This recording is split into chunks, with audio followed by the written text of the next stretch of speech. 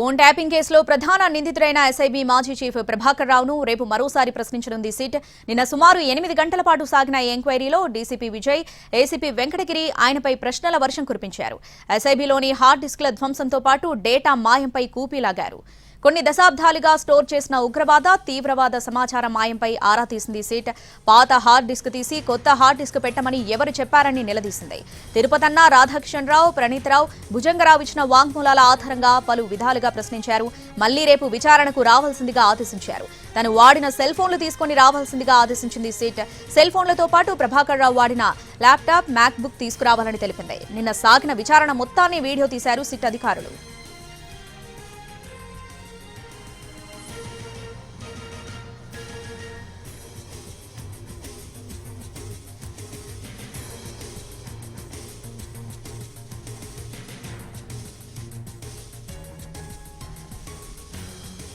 Phone tapping కేసులో ప్రధాన నిందితుడైన SIB మాజీ చీఫ్ ప్రభాకర్ రావును రేపు మరోసారి ప్రశ్నించనుంది సిట్.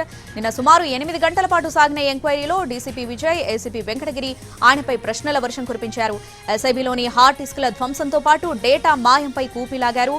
కొన్ని దశాబ్దాలుగా స్టోర్ చేసిన ఉగ్రవాద, తీవ్రవాద సమాచార మాయంపై ఆరా తీసింది సిట్.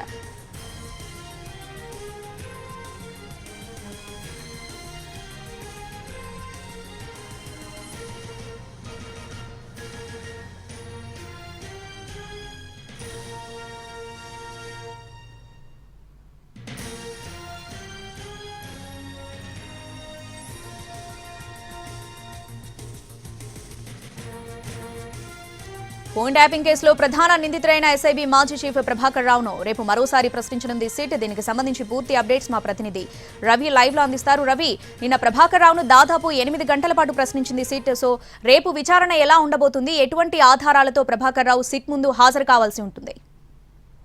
శ్రావణి, నిన్న విచారణకు హాజరైనటువంటి ప్రభాకర్ రావును దాదాపు 8 గంటల పాటు సిట్ అధికారులు విచారించారు. ఆ తర్వాత రేపు మరోసారి తనను విచారణకు రావాలని చెప్పి సూచించారు.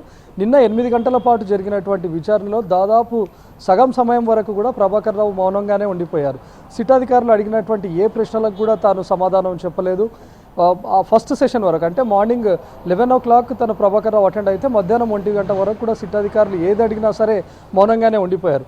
ఆ తర్వాత ఇప్పటికే ఫోన్ ట్యాపింగ్ కేసులో అరెస్ట్ అయినటువంటి ప్రణీత్ రావు కానీ, భుజంగరావు, రాధాకిషన్ రావు, తిరుపతన్న వీళ్ళు ఇచ్చినటువంటి స్టేట్మెంట్ అన్నింటినీ కూడా ముందుంచారు. వాళ్ళు విచారణలో ప్రభాకర్ రావు పేరునే ప్రధానంగా చెప్పడంతో ప్రభాకర్ రావు ముందు ఈ స్టేట్మెంట్ అంతా ఉంచి విచారించారు.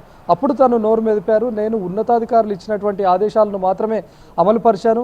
అసలు ఒక ఎస్ఓటీ టీంని ఎందుకు ఫామ్ చేయాల్సి వచ్చిందనే దానిపైన మాత్రం ప్రభాకర్ రావు మౌనంగానే ఉండిపోయారు. ఎవరెవరి నెంబర్స్ మీకు అందించారు, ఎవరెవరి ఫోన్లు ట్యాప్ చేయాలి అని చెప్పి ఎక్కడి నుంచి మీకు ఆదేశాలు వచ్చాయి అనే దానిపైన అడిగినటువంటి క్వశ్చన్కు మాత్రం నేను శాఖాపరమైనటువంటి ఆదేశాలు మాత్రమే ఇచ్చాను, శాఖాపరమైనటువంటి విధులు మాత్రమే నిర్వర్తించాను అని తాను సమాధానం చెప్పుకొచ్చారు. ఇక హార్డ్ డిస్కులు వీటన్నిటిని ఎందుకు ధ్వంసం చేయాల్సి వచ్చింది అన్నప్పుడు నేను ధ్వంసం చేయలేదు, నాకేం తెలీదు, నేను ఆ రోజు సాయంత్రం 4 గంటలకే నేను రిటైర్ అయిపోయాను అని చెప్పారు. 8 గంటలకు వీటన్నిటిని కూడా హార్డ్ డిస్క్లను ప్రణీత్ రావు ధ్వంసం చేసినట్లు తెలిసింది, నాకు సంబంధం లేదు అని చెప్పారు. కానీ ప్రణీత్ రావు విచారణలో మాత్రం ప్రభాకర్ రావు ఇచ్చినటువంటి ఆదేశాల మేరకే నేను హార్డ్ డిస్క్లను ధ్వంసం చేశాను అని చెప్పడంతో ఆ స్టేట్మెంట్ను కూడా ముందుంచి విచారించారు. అయితే అది రెగ్యులర్గా జరిగేటటువంటిది. ఎస్ఐబీలో ఆధారాలన్నిటి కూడా ధ్వంసం చేస్తుంటాం అనే విషయాన్ని ప్రభాకర్ రావు చెప్పినట్లుగా తెలుస్తుంది. సో ఈ విచారణలో 8 గంటల పాటు విచారణలో ఎక్కువగా ఇబ్బంది కూడా పెట్టలేదు. ఎందుకంటే ప్రభాకర్ రావు అప్పటికే అమెరికా నుంచి ట్రావెల్ చేస్తూ వచ్చాడు.